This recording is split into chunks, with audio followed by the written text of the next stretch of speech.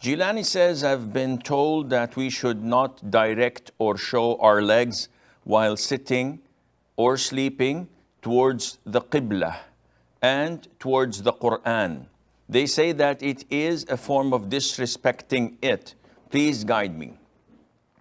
Jilani, as Muslims, and particularly as people from Ahlus Sunnati wal Jama'ah, the Aqidah of our Prophet alayhi salatu wasalam, of the great companions, may Allah be pleased with them, of the Tabi'een, and of those who followed the Tabi'een.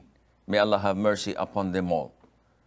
Our Aqidah states that stating something to be good or bad, to be beautiful or ugly, is not dependent on our logic or our own taste, as they say.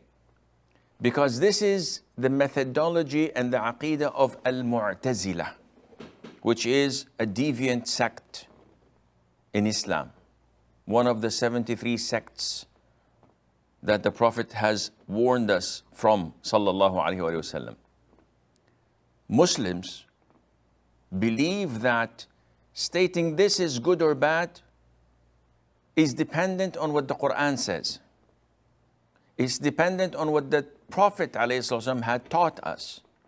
And this is why Islam is not a religion where logic prevails, because logic differs from one person to the other. What you see good, I may see to be bad. It's not something according to our preferences. It is according to the Quran and to the Sunnah. Someone who passes wind is obliged to perform wudu. Someone who burps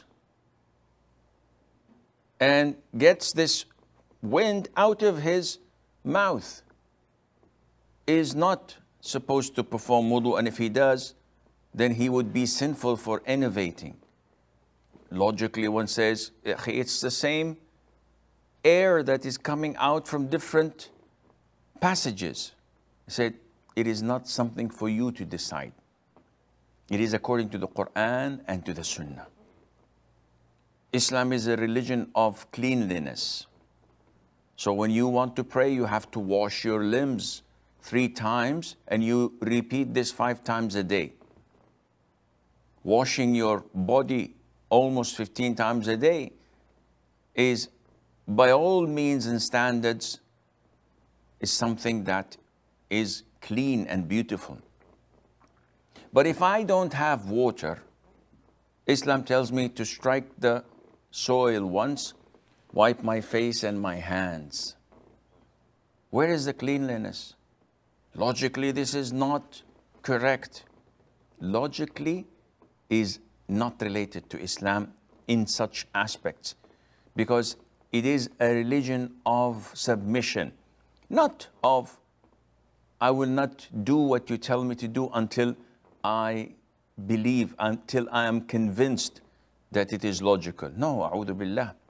This is the methodology of Satan, of Iblis. Allah tells him, prostrate to Adam, and he objects and says, no, I am better than him. You created me from fire while he was created from clay. So I refuse to prostrate to him.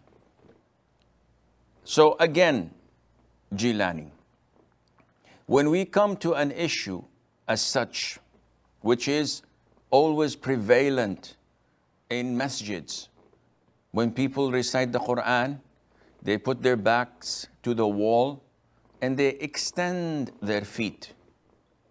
That is, they extend their legs with their feet directed to the Qibla.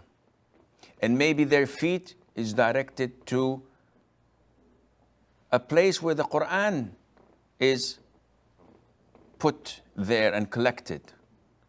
The elders usually come and scold him.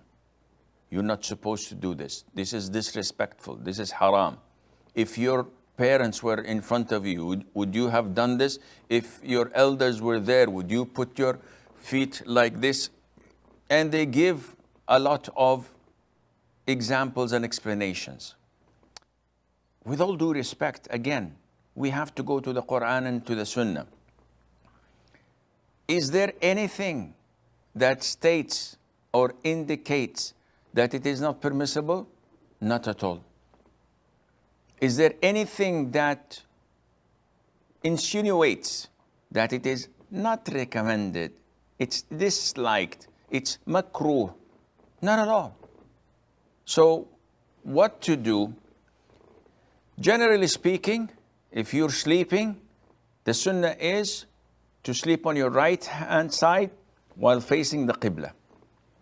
But if you don't do that and you decide to sleep with your feet towards the Qibla, this is totally permissible.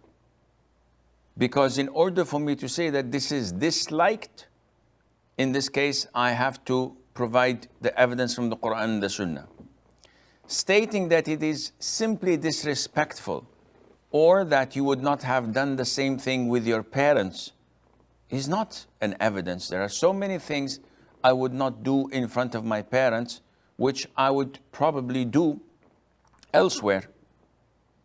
For example, if I am going around the Kaaba, the sunnah is to leave the Kaaba to my left, not to face it. So if my father is speaking to me and I give him my side and I don't face him, this is disrespectful. You cannot have this analogy and put it together and claim that this is respectful, this is disrespectful, because the sunnah tells us that it is prohibited to face or to give your back to the Qibla while answering the call of nature. Full stop. It did not come in other forms to tell us that, well, you're not supposed to do so and so and so and so, facing or giving you back to the Qibla as well.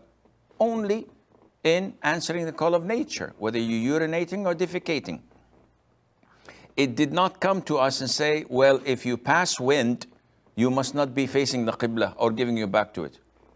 So if someone wanted to pass wind and then he redirects himself, again, this is an innovation, because you're inventing something in Islam which is not part of it. So people should expand the way they think and broaden their way of deciding whether it is halal or haram, so that it fits like a glove with what the Quran and the Sunnah tell us, instead of inventing things and coming up with things that are baseless, and Allah Azza wa Jalla knows best.